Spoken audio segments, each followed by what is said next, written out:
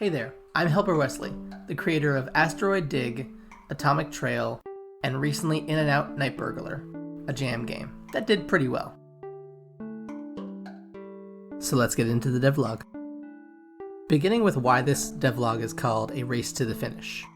I've noticed my interest in the game is dwindling, and in order to get this thing done, I need to do it with as much motivation as possible to get it out there.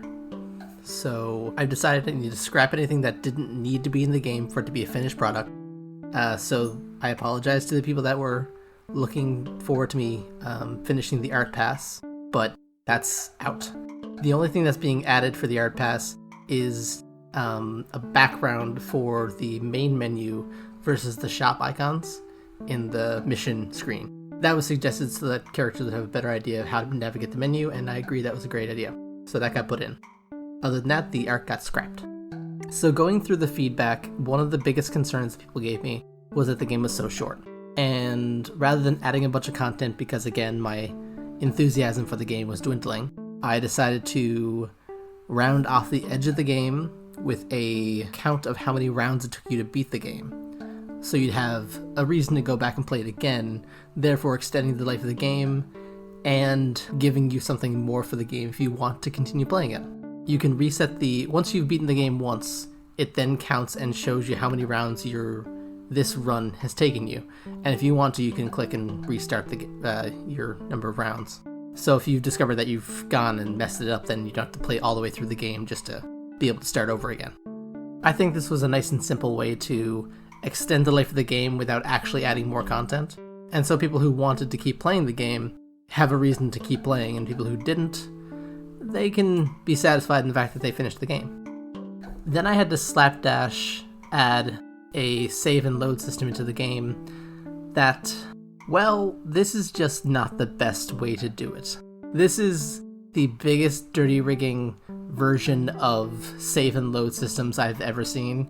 Literally every single thing that needs to be saved, every variable that needs to be saved and loaded again is saved and loaded in its own file, which is horrible and just an atrocious way to do it, but again, I need to get it done or else I won't finish it at all.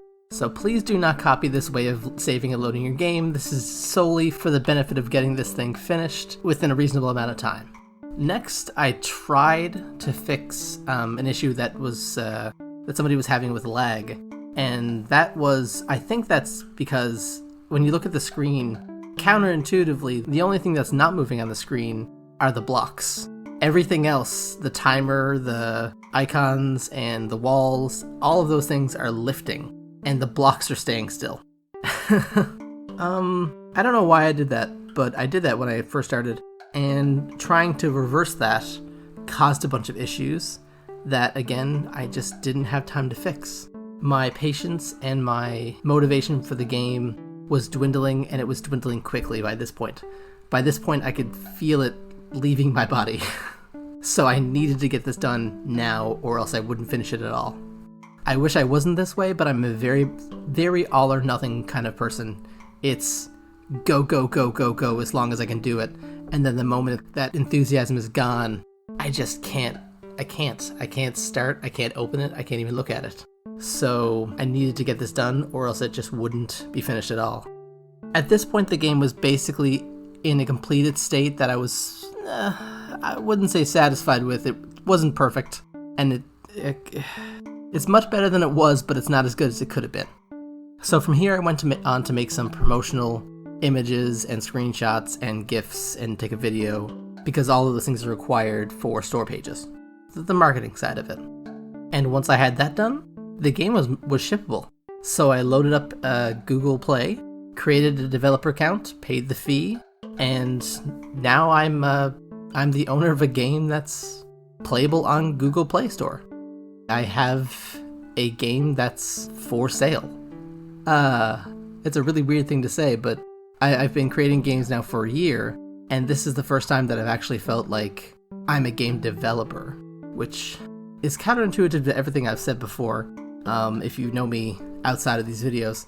Personally, and I'll still tell everybody that if you create any games and you've ever made a game that somebody else has played and experienced, then you're a game developer.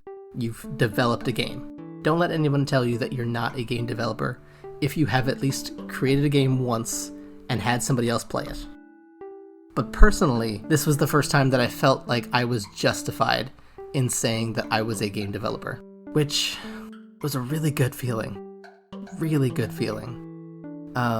Yeah, so I guess the next video I'm going to make is going to be one of those cheesy how much I made on my video game videos, which won't be much because this whole endeavor was purely to figure out how to do it.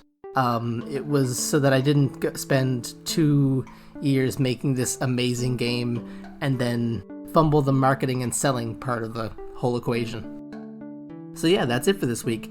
I think the next couple of devlogs will be showing some prototypes I've made and talking about something that I think will be kind of a cool game to make. At least I'm going to make a prototype of it and see what people think of it.